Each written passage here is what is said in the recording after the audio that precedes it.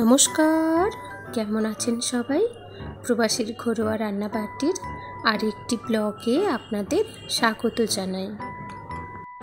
আজ শনিবার, মার্চের 1 তারিখ, আর আজ থেকে আমার বড় ছেলের ফাইনাল পরীক্ষা শুরু। আর আজ আবার রাত্রে মহাশিবরাত্রির মহাপ্রসাদ ভোগ। চলুন তাহলে ব্লগটি শুরু করছি। এখন ওই 11:50 মতো বাজে। আজ যেহেতু শনিবার, আপনারা তো জানেনই আজ আমাদের বাড়িতে ভাতটা খুবই কম হয়। তো আমার বড় ছেলে এবং আপনাদের দাদা ভাই রুটি তরকারি খাবে, আমি রেডি করছি। আজ বানিয়েছি রুটি, একটু কুমড়োর তরকারি আর এক টুকরো মিষ্টি।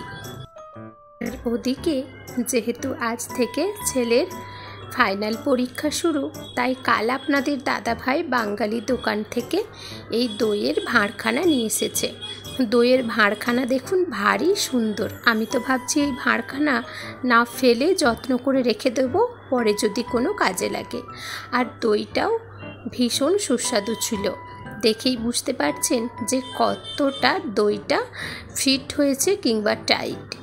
তো যাই হোক, এখন এতটা দই খাবো না, অল্প একটু দই তুলে নেব। চলুন, আমরা সবাই একসঙ্গে রেডি হয়েছি, আজ একসঙ্গে বেরোবো। আপনাদের দাদা ভাই যাবেন কাজে, আর আমি 2 ছেলেকে নিয়ে যাব স্কুলে দিতে।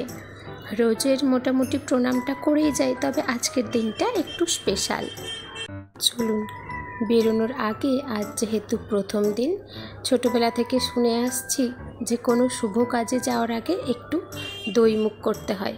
তো যাই হোক, দই আমার ছেলের ভীষণ পছন্দ। ও তো মিষ্টি দই দেখে ভীষণ খুশি, তবে অবশ্য টক দইটাও ওরা ভীষণ পছন্দ করে।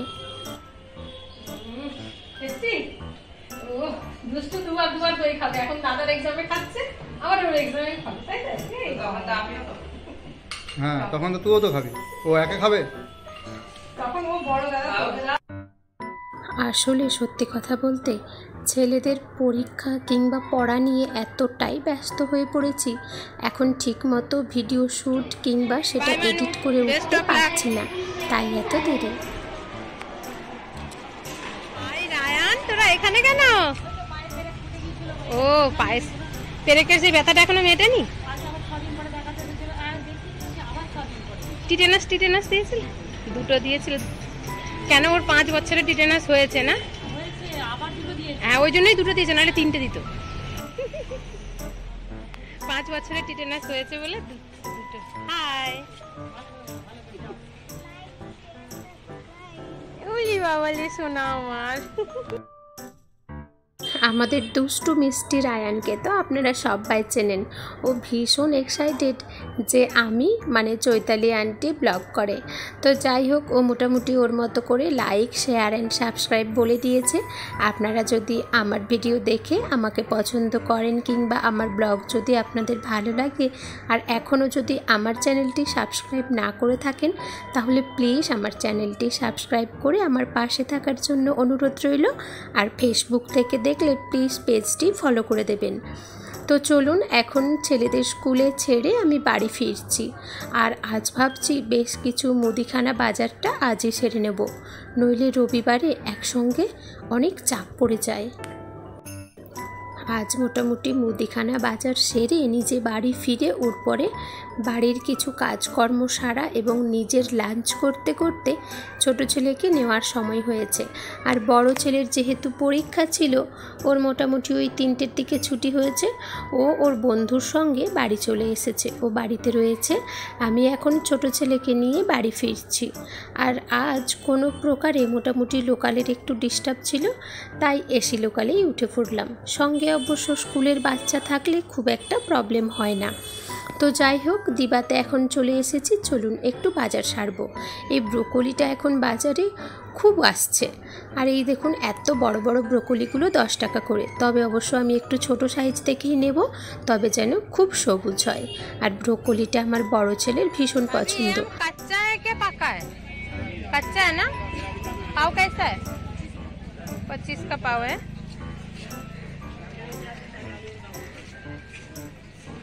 এখন দেখুন, ওই সন্ধ্যা 6টা 15-20 মতো হবে। কিন্তু সন্ধ্যা দিতে বাড়িতে এখনও অনেকটা সময় আছে, বাইরে কতটা বেশি বিকাল।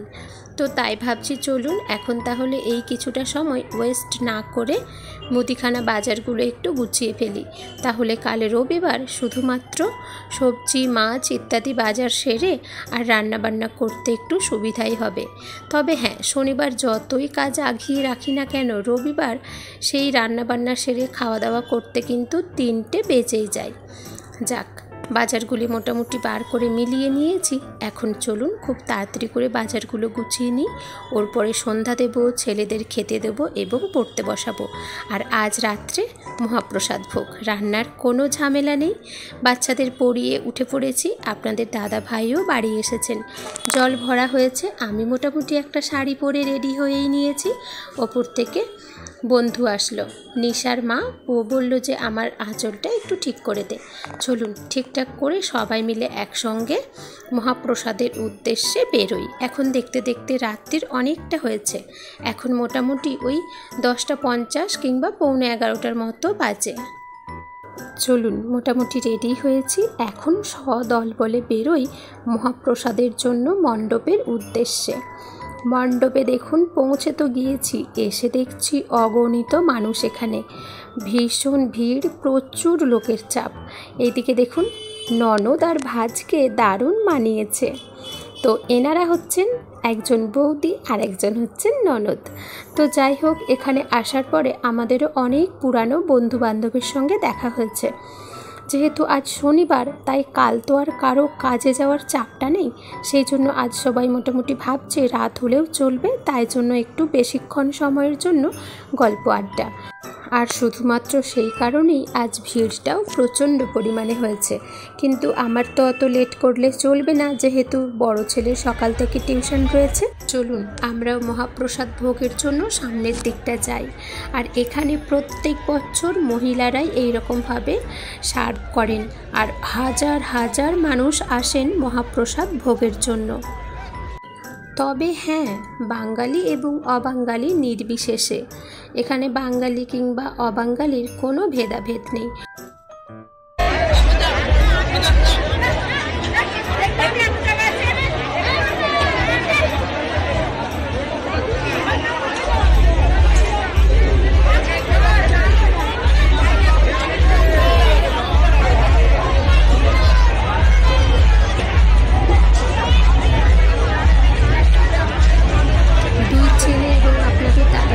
খাওয়া দাওয়া সারা হয়েছে। চলুন এখন আমরাও আমাদের প্লেটটা নিয়ে বসে পড়েছি। আজকের মেনুতে কী ছিল আপনাদের দেখাই। ফুলকপি, মটর, আলু, পনিরের একটা তরকারি, মিক্সড সবজি, ডাল, সাদা ভাত, সঙ্গে ছিল চিপস, পাঁপড়ের বদলে চাটনি, পায়েস আর একটা করে গোলাপজাম। এখানে প্রত্যেক বছরে হাজার হাজার মানুষ, কেউ কিন্তু বলতে পারবেন না যে খাওয়ার শেষ হয়েছে কিংবা ভালো খাওয়ার হয়নি। এমনিতেই মহাপ্রসাদ ভোগ তো একেবারে অমৃতের সমান হয়, এই বছরেও তাই ছিল। ভীষণ সুস্বাদু ছিল প্রতিটি রান্না, আর গরম ধোঁয়া ওঠা ভাত ছিল সঙ্গে। সব কিছু মিলিয়ে এত সুস্বাদু ছিল যেটা ভাষায় প্রকাশ করা যাবে না। মিষ্টিরাম কেন?